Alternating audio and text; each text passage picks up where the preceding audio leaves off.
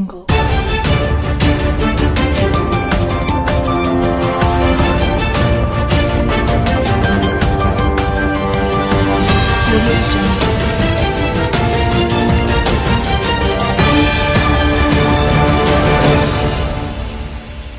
विधानसभा में 28 मार्च को बजट सत्र समाप्त हो जाएगा और उसके अगले ही दिन यानी 29 मार्च को वहां युवा संसद का आयोजन होगा। इसमें भाग लेने के लिए राज्य के सभी जिलों से चुने गए 140 छात्र छात्राएं विधानसभा पहुंचेंगे। 7 घंटे तक सत्र चलेगा, जिसमें हर वक्ता को अपनी बात रखने के लिए 3-3 मिनट का समय मिलेगा। उन्हें भारतीय संविधान के 75 वर्ष, अधिकार, कर्तव्य और प्रगति की यात्रा और संविधान दिवस का 11वां संकल्प भारत के संवैधानिक मूल्यों को मजबूत करने की शपथ विषय पर बोलना है। वही बता दें कि बिहार में 3 जिलों को मिलाकर एक नोडल बनाया गया, जिसमें कटिहार जिला से युवा सांसद के रूप में रजत कश्यप का चयन हुआ है। बता दें कि रजत कश्यप कटिहार जिला के बरारी के रहने वाले हैं और बरारी के मुख्य पार्षद बबीता कुमारी व नीरज कश्यप उर्फ हिटलर यादव के बड़े लड़के हैं। ज्ञात हो कि इन 140 छात्र छात्राओं में से 10 का चयन होगा जो लोकसभा में होने वाली भारतीय युवा संसद में भाग लेंगे। वे दिल्ली में लोकसभा में विकासशील युवा संसद के समापन समारोह में शामिल होंगे। उनमें से शीर्ष 3 विजेता संसद के केंद्रीय कक्ष में अपने विचार साझा करेंगे। नीति निर्माता, सलाहकारों और राष्ट्रीय नेताओं के साथ बातचीत करेंगे। संसद में वे एक राष्ट्र एक चुनाव लोकतंत्र को सरल बनाना, प्रगति को बढ़ाना, स्थिरता सुनिश्चित करना विषय पर अपना बात रखेंगे। इन 10 विद्यार्थियों के चयन के लिए युवाओं की आवाज को मंच देना उद्देश्य है।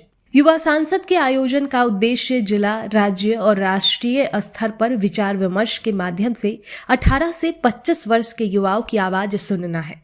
युवाओं को सार्वजनिक मुद्दों से जुड़ने, आम आदमी का दृष्टिकोण समझने, अपनी राय बनाने और उसे स्पष्ट तरीके से व्यक्त करने के लिए प्रोत्साहित करना है। निर्णय लेने की क्षमता और दूसरों के विचारों के प्रति सम्मान और सहिष्णुता विकसित करना है। विकसित भारत के विजन पर युवाओं की राय लेकर उनका दस्तावेजीकरण किया जाता है। देश के युवाओं को एक मंच देने के लिए वर्ष 2019 से हर साल राष्ट्रीय युवा संसद का आयोजन होता है।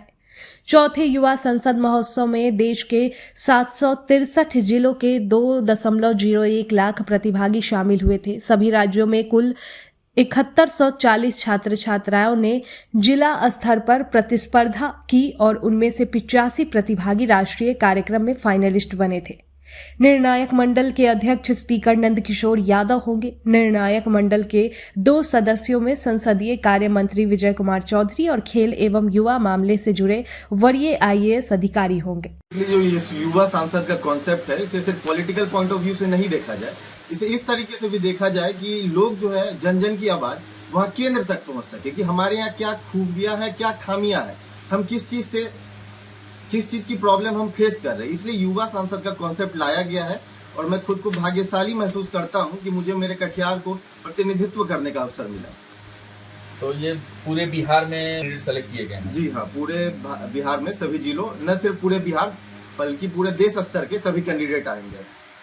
तो ये आप किस नोडल से, आपके नोडल में कितने जिले थे? मेरे नोडल में 3 जिला थे, भागलपुर, बांका और कटिहार, जिसमें से कटिहार का प्रतिनिधित्व करने की अपॉर्चुनिटी मुझे मिली। तो ये कब आपका प्रोग्राम होना है?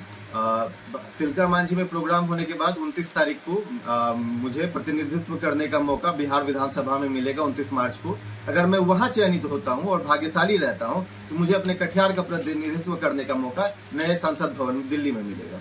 इस कॉन्सेप्ट के बारे में थोड़ा क्लियर बताइए कि क्या ये कॉन्सेप्ट सरकार लेकर के आई है और इससे आगे चल के युवाओं को या हमारे राजनीतिक नेताओं को क्या लाभ मिलेगा? जैसे कि हम बात करते हैं 2047 में विकसित भारत का, और हमारा देश जाना जाता है कि पूरे विश्व में सबसे ज्यादा युवा हमारे देश में ही है।